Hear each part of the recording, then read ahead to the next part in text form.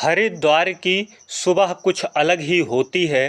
घाटों पर गूंजती आरती, हवा में घुला चंदन और फूलों का सौंधापन, लोगों के चेहरों पर रोज़मर्रा की जद्दोजहद का बोझ। पर उसी शहर के एक कोने में कचहरी के बाहर एक बूढ़ा भिखारी हर दिन चुपचाप बैठा रहता था। उसका नाम किसी को नहीं पता था। कुछ लोग उसे बाबा कह देते तो कुछ लोग उसे पागल कहकर चले जाते। वो कुछ नहीं बोलता, उसके सामने रखा कटोरा अक्सर खाली रहता, पर उसकी आंखों में कुछ था, जैसे वह कुछ कहना चाहता हो, जैसे वह किसी न किसी को पहचानते हो। हर सुबह 5 बजे बाबा वही मंदिर के पास आकर बैठ जाते। पीठ सीधी नहीं थी, लेकिन फिर भी वो अपनी कमर सीधी करके बैठता था, जैसे कोई सैन्यकर्मी। उसकी आंखें सड़क को देखती थी, पर नज़रें अक्सर कोर्ट के गेट पर टिक जाती थी।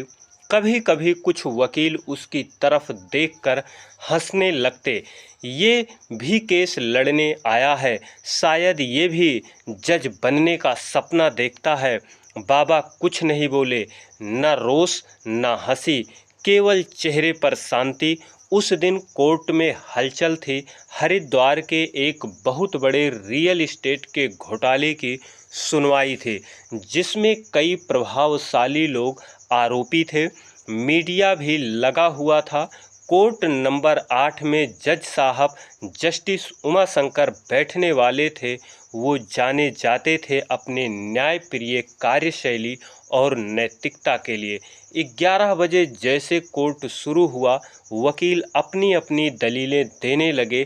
अचानक जज साहब ने सामने देखा, फिर कुछ पल के लिए खिड़की से बाहर देखा, जैसे कुछ याद आ गया हो। फिर उन्होंने अपने क्लर्क से कहा, कोर्ट परिसर के मंदिर के बाहर जो बूढ़ा भिखारी बैठा है, क्या उसे अंदर बुलाया जा सकता है?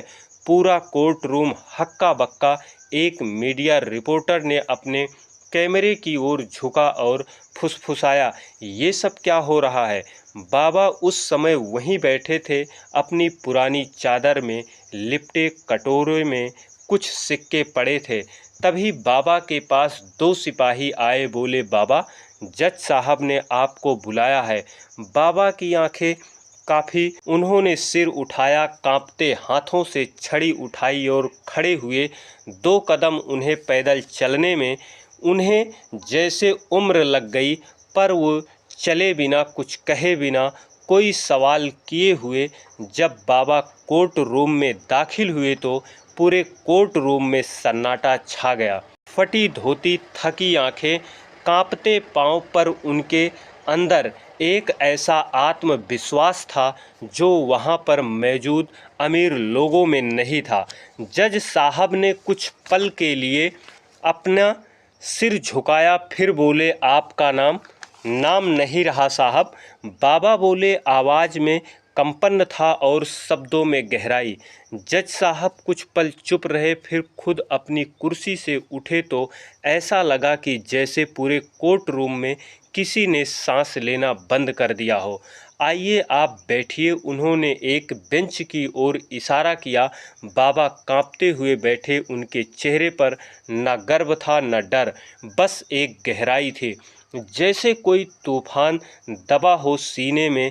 आप रोज़ यहाँ आते हैं, मंदिर के बाहर बैठते हैं, क्या आप कुछ कहना चाहते हैं? जज साहब ने पूछा। बाबा ने धीरे से सिर उठाया। कहना बहुत कुछ था साहब, पर सुनने वाला कोई नहीं था, इसलिए चुप हो गया। आपका यहाँ आना, रोज़ इस कोर्ट को देखना, कोई खास वजह? बाबा ने कुछ पल के लिए आंखें बंद की, फिर बोले, ये वही जगह है जहाँ कभी मैंने न्याय के लिए आवाज़ उठाई थी, जहाँ कभी मैं वकील हुआ करता था। इतना सुनते ही पूरा कोर्ट रूम स्तब्ध रह गया। बाबा ने अपने झोले से पुराना सफ़ेद लिफाफा निकाला, जिसमें एक पुराना वकालतनामा, एक पुराना अधिवक्ता पहचान पत्र और एक अधूरी याचिका थी। जज साहब ने वो सब दस्तावेज पढ़े और जैसे जैसे पढ़ते गए उनके चेहरे की लकीरें गहरी होती गईं। आप वकील थे? हाँ, लेकिन बेटे की गलती का इल्ज़ाम मुझ पर आया। मैं चुप रहा, सोचा बेटा बच जाए। अदालत ने मुझे दोषी माना और मेरी सारी संपत्ति जब्त कर ली गई। जेल गया और फिर बाहर आया, पर बेटा तब तक सब कुछ बेच चुका था। पूरे कोर्ट रूम में सन्नाटा था। सामने खड़े वकील, जिन्हें हर दिन कानून का पाठ पढ़ाना पड़ता था, खुद जज साहब उठे, अपनी कुर्सी के पास आए। उन्होंने खुद उस बूढ़े के पास आकर उनका हाथ थाम लिया। हमने न्याय को केवल कानून में बांध दिया, पर आपने उसे जीवन में जिया। बाबा की आंखों में आंसू थे, पर वो मुस्कुरा रहे थे, जैसे उन्हें किसी चीज़ की प्रतीक्षा थी और आज वो पूरी हुई।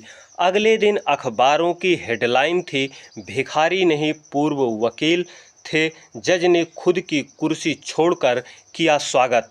सिस्टम की चूक ने एक जिंदगी को सड़कों पर पहुंचा दिया। कोर्ट में जो कुछ हुआ था वो महज एक कानूनी प्रक्रिया नहीं थी, वो एक ऐतिहासिक क्षण था। एक ऐसा पल जिसे देखने के लिए उस भिखारी ने न जाने कितने वर्ष सड़क किनारे गुजार दिए थे। लक्ष्मी दत्त बाबू का नाम उस समय हर वकील के जुबान पर रहता था। वो गरीबों के केस फ्री में लड़ते थे, कभी घूस नहीं लिया। अक्सर कोर्ट रूम में सरकारी अधिकारियों के आंखों में आंख डालकर बात किया करते थे। उनकी खास बात थी सत्य के लिए डर को चुनौती देना। लेकिन एक दिन उनका अपना ही बेटा राजेंद्र एक रियल एस्टेट कंपनी के घोटाले में पकड़ा गया। पुलिस को जो दस्तावेज मिले उसमें सारा मालिकाना हक पिता के नाम था, क्योंकि राजेंद्र ने संपत्ति बाबूजी के नाम ली थी। अपनी क्रेडिट हिस्ट्री खराब होने के कारण लक्ष्मी दत्त जी को पता तक नहीं था। उन्हें सीधा जेल भेजा गया। आपने बेटे के खिलाफ कोई बयान क्यों नहीं दिया? जज साहब ने उस दिन कोर्ट में ही पूछा था। बाबा ने सिर झुकाकर कहा, मैंने जीवन भर कानून के पक्ष में लड़ा, पर जब अपना बेटा सामने आया, पिता हार गया। सोचा था सज़ा तो खत्म होगी, बेटा गले लगाएगा, पर जब जेल से निकला तो गेट पर कोई नहीं था। बेटा शहर छोड़ चुका था और घर दुकान सब किसी और के नाम हो चुका था। तब से मैं यहाँ बैठा हूँ, इस कोर्ट को देखता हूँ। शायद किसी दिन कोई पूछेगा, आप कौन हैं? बाबा की कहानी सुनने के बाद कोर्ट में मौजूद सभी व्यक्ति स्तब्ध था। वकील सुरेंद्र तिवारी, जिन्होंने पहले बाबा को पागल समझा था, अपनी कुर्सी से उठे और कहा, माय लॉर्ड, ये केस एक व्यक्ति की त्रासदी नहीं है, ये सिस्टम की गलती की मिसाल है। मैं याचिका दायर करता हूं कि इस मामले की दोबारा सुनवाई हो। जज साहब ने सहमति में सिर हिलाया। अदालत स्थगित हुई, लेकिन माहौल बदल चुका था। उस दिन जब बाबा बाहर निकले तो कोई हंसी नहीं उड़ा रहा था। लोग उन्हें सम्मान से देख रहे थे। किसी ने उन्हें पानी की बोतल दी, किसी ने खाने के लिए बुलाया। एक पत्रकार दौड़ता हुआ आया, बाबा, आप कैमरे के सामने कुछ कहना चाहेंगे? बाबा मुस्कुराए और बोले, मैंने आज फिर भरोसा किया है न्याय पर और खुद पर। अगले दिन जब न्यूज़पेपर छपे, चैनलों पर खबर चली तो हरिद्वार के एक मोहल्ले में हलचल मच गई। वहीं जहां कभी लक्ष्मी दत्त का पुश्तैनी घर था, अब वह किसी बिल्डर के दफ्तर में बदल चुका था। एक वृद्ध महिला, कांति देवी, जो उनकी बचपन की पड़ोसी थी, फूट फूट कर रो पड़ी। हमें लगा वो मर चुके हैं और अब जब जिंदा लौटे तो शहर ने उन्हें भुला दिया। उन्होंने अपने बेटे को बुलाया और कहा, आज से हर सोमवार बाबा को खाना देने जाएंगे। जो हमारे लिए बाबा है वो कभी इस शहर के सबसे बड़े वकील थे। 8 दिन बाद कोर्ट में नई सुनवाई शुरू हुई। मुद्दा 2005 का वह केस जिसमें लक्ष्मी दत्त जी को दोषी ठहराया गया था। अब नया वकील प्रो दीपांशु प्रकाश, जज वही जस्टिस उमा शंकर, गवाह पुरानी संपत्ति के कागज, बिल्डर की गवाही और एक रहस्यमय बेटा राजेंद्र जो अब कहीं नहीं था। जज साहब ने आदेश दिया कि राजेंद्र को कोर्ट में पेश किया जाए। अगर वह कोर्ट में हाजिर नहीं होता तो गिरफ्तारी वारंट जारी किया जाएगा।